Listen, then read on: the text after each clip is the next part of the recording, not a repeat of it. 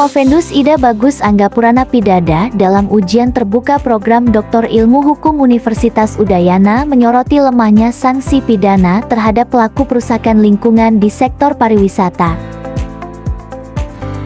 Ia menilai pendekatan pariwisata sebagai industri sering mengabaikan kelestarian alam demi keuntungan semata, sementara hukum belum mampu memberi perlindungan maksimal. Perlu sanksi pidana. Kenapa harus perlu sanksi pidana? Itu yang tidak reasonnya apa? Kenapa harus sanksi pidana? Kemudian apakah itu sudah memuat unsur-unsur perbuatan pidana atau segera ditegaskan itu? Tapi ada satu yang mungkin bisa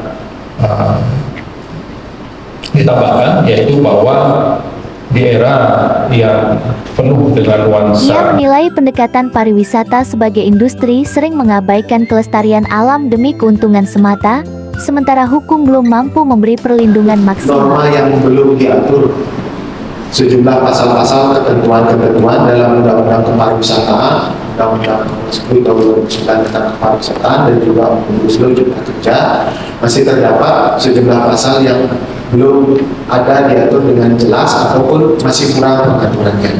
Kemudian berkaitan dengan penerapan sanksi, dalam penerapan sanksi di sini juga masih terdapat kekosongan norma.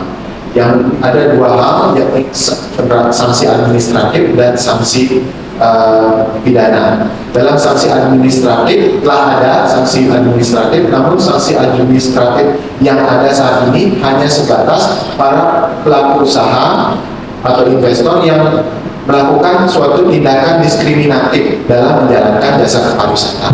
Ia juga mengkritik tumpang tindih regulasi investasi yang menimbulkan ketidakpastian hukum dan mendorong lahirnya perda yang menjamin kepastian hukum demi keberlanjutan dan perlindungan pariwisata Bali.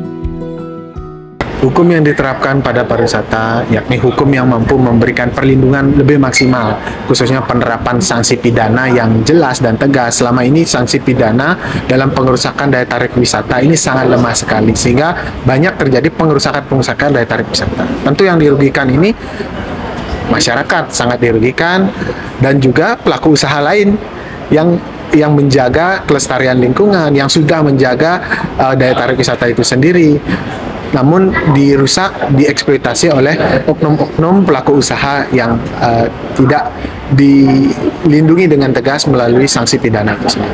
Mungkin contohnya seperti apa di masyarakat yang terjadi saat ini, yang belum disentuh oleh hukum? Sampai saat ini banyak daya tarik wisata ini yang masih terjadi berbagai kerusakan lingkungan, kerusakan daya tarik wisata. Misalnya contohnya adalah pembangunan yang tidak sesuai dengan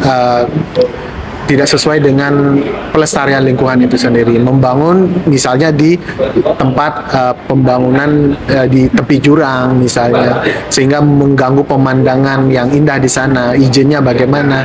Kemudian yang paling unik diangkat di sini adalah misalnya membangun di sepadan pantai dan tidak memberikan akses kepada masyarakat umum untuk bisa menikmati keindahan pariwisata itu sendiri. Dengan membangun di sepadan pantai, menghalangi wisatawan yang lain, hanya memonopoli lokasi-lokasi pariwisata tertentu. Hal ini tentu sangat merugikan dari segi perlindungan dari kepariwisataan itu sendiri. Awak Media Gatra Dewata melaporkan.